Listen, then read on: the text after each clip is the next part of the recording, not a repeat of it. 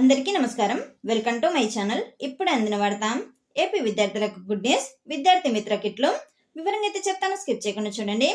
AP విద్యార్థులకైతే ఇది ఒక శుభవార్త అని చెప్పవచ్చు. అదేనండి 2026-2027 విద్యా సంవత్సరానికి విద్యార్థి మిత్ర కిట్ల పంపిణీ లైన్ అయితే క్లియర్ అయింది.